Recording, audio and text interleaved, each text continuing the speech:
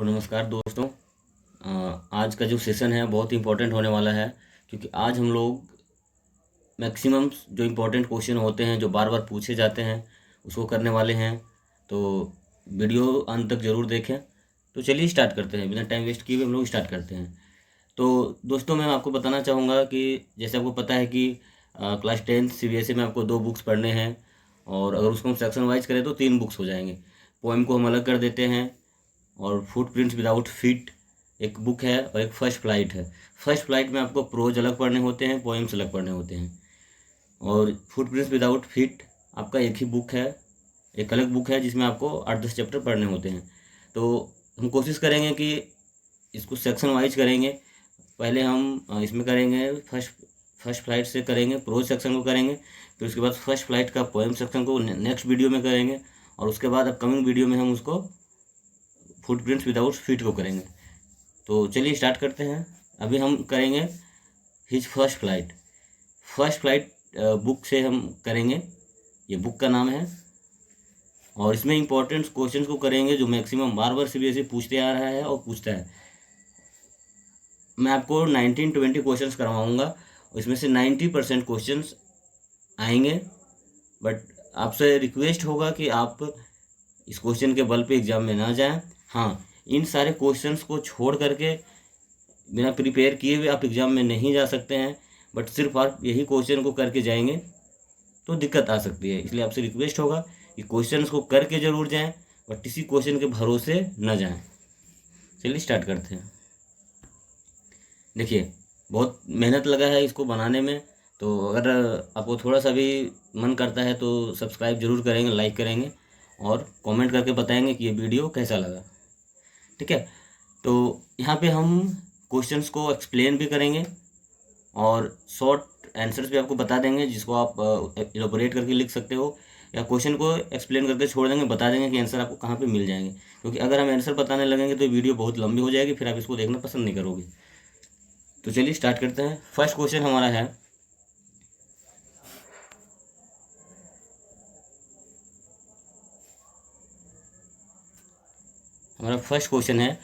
To kinds of conflicts are shown in the story. ये story related to god से है। ठीक है, फर्स्ट क्वेश्चन आपका रिलेटेड टू गॉड से है। सारे चैप्टर से मैंने 1-2-3 इंपॉर्टेंट क्वेश्चन जो होते हैं सबको ले लिया है।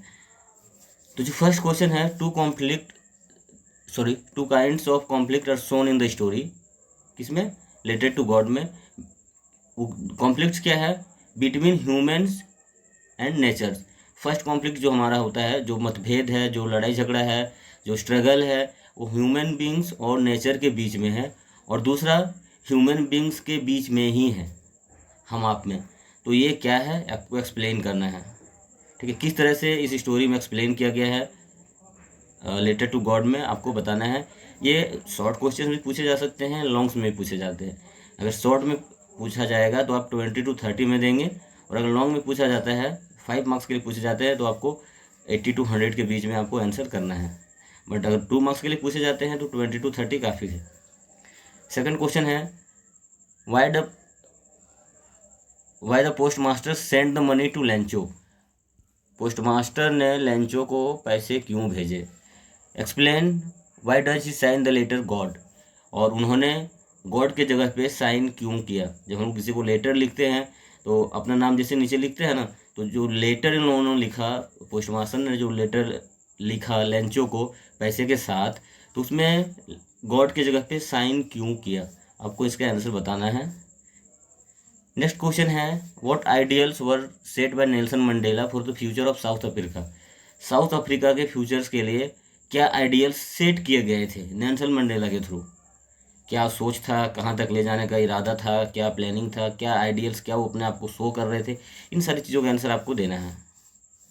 ठीक है, why such a larger next question की ओर बढ़ते हैं। Why such a large number of international leaders attended the inauguration? In what way it signified the triumph? बहुत ज़्यादा जनसंख्या में लोग, इंटरनेशनल लीडर्स लोग आए हुए थे वहाँ पे इनॉग्रेशन को अटेंड करने का। इसके पीछे रीज़न क्या था, और ये किस चीज़ की विजय की ओर इंडिकेट करता है, क्या सिग्निफाइड करता है ये क्राउड? क्या सिग्निफाई करता है। ठीक है, नेक्स्ट क्वेश्चन हमारा है Nelson Mandela mentions twin obligations. आपको एक्सप्लेन करना है कि ये ट्विन ऑब्लिगेशंस क्या हैं, जिसको आप कह सकते हैं कि जुड़वा कर्तव्य, कि एक ह्यूमन बीइंग, एक पर्सन के लाइफ में ये टू ऑब्लिगेशंस क्या होते हैं, आपको एक्सप्लेन करने हैं, कर्तव्य क्या होते हैं। तो इसका आंसर तो आपको पता ही होगा कि फर्स्ट होता है हमारा कंट्री के प्रति, कि कंट्री के प्रति आपका क्या फर्ज बनता है, क्या कर्तव्य बनता है, और सेकेंडली आपका फैमिली के लिए आपको क्या कर्तव्य बनते हैं। ठीक है, नेक्स्ट क्वेश्चन की ओर आगे बढ़ते हैं। The site of the food मैडेंड him, what this statement suggest. ये क्वेश्चंस फर्स्ट फ्लाइट चैप्टर से लिया गया है, his first flight young seagulls. ठीक है, तो स्टेटमेंट है कि भूख ने उसको पागल कर दिया। व्हाट दिस स्टेटमेंट सजेस्ट, ये स्टेटमेंट क्या सजेस्ट करता है। What made the young seagull to fly finally fly, और क्या किसने मजबूर कर दिया यंग सीगुल को फाइनली उड़ने के लिए, फ्लाई करने के लिए किसने मजबूर किया था यंग सीगुल को, जो उड़ने से डरता था, फ्राइटेन टू फ्लाई। तो वो आखिर कौन सी ऐसी मजबूरी थी जिन्होंने इसको मजबूर कर दिया, आपको इसका आंसर बताना है। I hope you know the answer as you must have read the chapter. Okay, आपने पढ़ा है चैप्टर तो आपको आंसर पता होगा, और अगर आपको इसका आंसर्स भी चाहिए तो आप कमेंट करके बताएंगे, तो मैं इन सारे क्वेश्चंस का आंसर भी PDF बना करके आपको दे दूंगा, बट आप कमेंट करके बताएंगे उसके बाद। नेक्स्ट है दे वर beckoning to him, calling shrilly. Why do you think that Seagull's father and mother threatened him and cajoled him to fly? वे लोग उनको इंडिकेट कर रहे थे, इशारा कर रहे थे, उसके चीख चिल्ला रहे थे उसके ऊपर, मतलब बहुत ज़्यादा बोले कि फैमिली मेम्बर्स हल्ला कर रहे थे। सिंपल अगर हम लोग बोले तो उसके ऊपर लोग चीख चिल्ला रहे थे, हल्ला कर रहे थे। आपको क्या लगता है कि सीगल्स के फादर और मदर उसको डरा भी रहे थे, धमका भी रहे थे, और उसको उड़ने के लिए मना भी रहे थे? आखिर ऐसा क्यों कर, आपको क्या लगता है कि ऐसा क्यों कर रहे थे? नेक्स्ट क्वेश्चन है describe in detail the narrator's experience as he flew the aeroplane into the storm. ये ओल्ड डेकोटा आपको पता होगा, जो फर्स्ट फ्लाइट का ही सेकंड पार्ट है। तो आपको डिस्क्राइब करना है कि नरेटर का एक्सपीरियंस क्या था जब वो स्टॉर्म में उड़ा रहे थे। ठीक है, नेक्स्ट है why does the narrator says, हम इस क्वेश्चन की ओर चल रहे हैं। Why does the narrator says I landed and was not sorry to walk away from the old Dakota.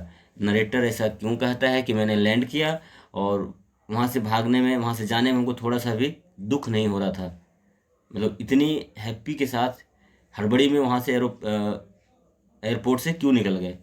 ठीक है, ये था नेक्स्ट क्वेश्चन। चलिए नेक्स्ट क्वेश्चन की ओर बढ़ते हैं। Question number 10, this is the question number 10। Why Anne needed to give a brief sketch about her family. Does she treat Kitty as an insider वजन और एन आउटसाइडर। माफ कीजिएगा, एने को क्यों ज़रूरत पड़ती है अपनी फैमिली के बारे में शॉर्ट में बताने का। वहाँ पे जब वो लिख रही है डायरी, तो उसमें अपने फैमिली मेम्बर्स को इंक्लूड करने का क्या मकसद है, क्यों वो अपने फैमिली मेम्बर्स के बारे में बताना चाहती है, ये आपको बताना है। और आपको क्या लगता है कि वो किटी को इनसाइडर ट्रीट कर रही थी या फिर आउटसाइडर ट्रीट कर रही थी। जो किटी उसकी डायरी थी उसको अपना फैमिली मेम्बर समझती थी, नहीं समझती थी, क्या समझती थी, आपको आंसर देना है। जैसा क्वेश्चन होगा वैसा आंसर देना है। शॉर्ट में आता है तो शॉर्ट में ही लिखेंगे, बट अगर लॉन्ग में आता है तो इलेबोरेट जरूर करेंगे, आपसे रिक्वेस्ट रहेगा। Next question, what does Miss Mason think of Wanda's drawing. Miss Mason Wanda के ड्राइंग के बारे में क्या सोचती है। What does the children think of them, और बच्चे उस ड्राइंग के बारे में क्या सोचते हैं। उसकी टीचर क्या सोचती है और बच्चे क्या सोचते हैं, आपको बताना है। हाउ डू यू नो, और ये आपको कैसे पता चलता है कि वो लोग क्या सोच रहे थे। अब भाई सोचने वाले मिस मैसन हैं, सोचने वाले बच्चे हैं, बट आपको कैसे पता चलता है कि वे लोग क्या सोच रहे थे। तो आप ज़रूर जानते होंगे क्योंकि आप लोगों ने बहुत अच्छे से स्टोरी पढ़ी होगी, इसमें कोई शक नहीं है। चलिए नेक्स्ट क्वेश्चन की ओर। In what way Wanda is seen differently by the other girls, how do they treat हर।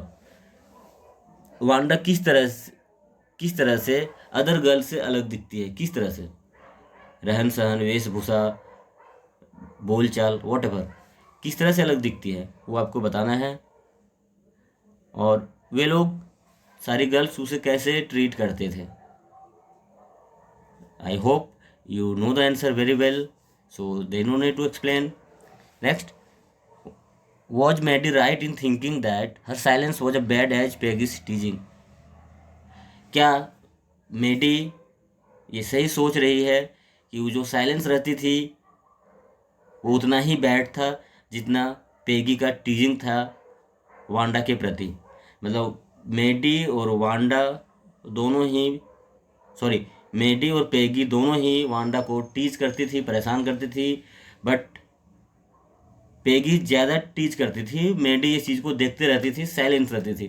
तो यही वो, क्या वो सोच रही है कि जितना मेडी का टीजिंग था उतना ही बैड मेरा साइलेंस रहना था, क्योंकि वो अगर चुप नहीं रहती, वो बोलती कि मेडी ये गलत बात है, ऐसे नहीं करते, पैगी ऐसे नहीं करते, तो शायद वांडा को इतना टीज नहीं सहन करना पड़ता। तो वही है क्वेश्चन कि ऐसा क्यों लगता है, जो सॉरी मेडी जो सोच रही है क्या वो सही है, वो राइट है अपने जगह पे। ये बहुत इंपॉर्टेंट क्वेश्चन है। What, next question, what important decision Maddie made, और बाद में मेडी क्या इंपॉर्टेंट डिसीजन लेती है। Why did she have to think how to do so, और ये करने के लिए, मतलब ये सोचने के लिए उसको बहुत ज़्यादा ज़रूरत पड़ती है, हार्ड होना पड़ता है अपने आप को, ऐसा क्यों। ठीक है, मतलब क्या वो डिसीजन लेती है, क्या डिसीजन लेती है कि आज के बाद कभी भी अगर कोई मेरे सामने किसी को टीच कर रहा होगा तो हम बर्दाश्त नहीं करेंगे, क्यों ना वो मेरी फ्रेंड ही क्यों ना हो। तो आखिर कौन सा चीज़ इसको इतना हार्ड बना दी सोचने के लिए। ठीक है, I hope you have read the chapter very well and you are better about this, there is no need to explain everything. Next chapter है, सॉरी नेक्स्ट क्वेश्चन है चैप्टर 7 से, ग्लिम्पसेस ऑफ इंडिया, और गोवा से है। How is bread an important part of life in Goa. Bread एक important part है life में गोवा के लिए। हाउ, मतलब सब ब्रेड का क्या इंपॉर्टेंट रोल है गोवा के लाइफ में, तो आपको पता है बेकर।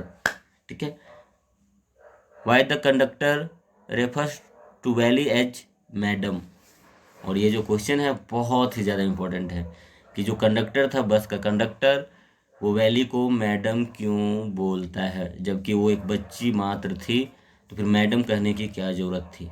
ठीक है, ये क्वेश्चन बहुत ही ज़्यादा इम्पोर्टेंट है। नेक्स्ट क्वेश्चन है 18, life is full of trials and tribulations which anyone can overcome through his or her own efforts, explain this with reference to Kisa Gotami's life.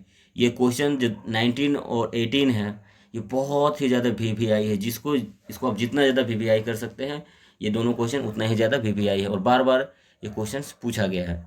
क्या है कि हमारी जो लाइफ है वो full of trials and tribulations है, और इसमें हर एक को अपने थ्रू, अपने इफोर्ट के थ्रू, अपने ऑन कोशिश के थ्रू, अपने खुद के कोशिश के थ्रू, स्ट्रगल के थ्रू बाहर आना पड़ता है। ये किससे, ट्रायल से और ट्रिबुलेशन से। इसको, इस स्टेटमेंट को आपको एक्सप्लेन करना है किस्सा गौतमी के लाइफ से। ये किस चैप्टर से, सरमन एट बनारस चैप्टर से लिया गया है। गौतम बुद्धा का उपदेश जो था, आपको याद आ गया होगा चैप्टर, उससे लिया गया है ये स्टेटमेंट, कि आपको अपने स्ट्रगल के थ्रू इन चीज़ों से बाहर आना पड़ता है, कोई आपका हेल्प इस मैटर में नहीं कर सकता है। तो इसको इलेबोरेट कर देना है। ये क्वेश्चन 5 नंबर के लिए पूछा जा सकता है, 3 मार्क्स के लिए भी पूछे जा सकते हैं, इसमें कोई शक नहीं है। नेक्स्ट क्वेश्चन है 19, ये भी उतना ही ज़्यादा इम्पोर्टेंट है। When Kisa Gotami son dies she goes from house to house.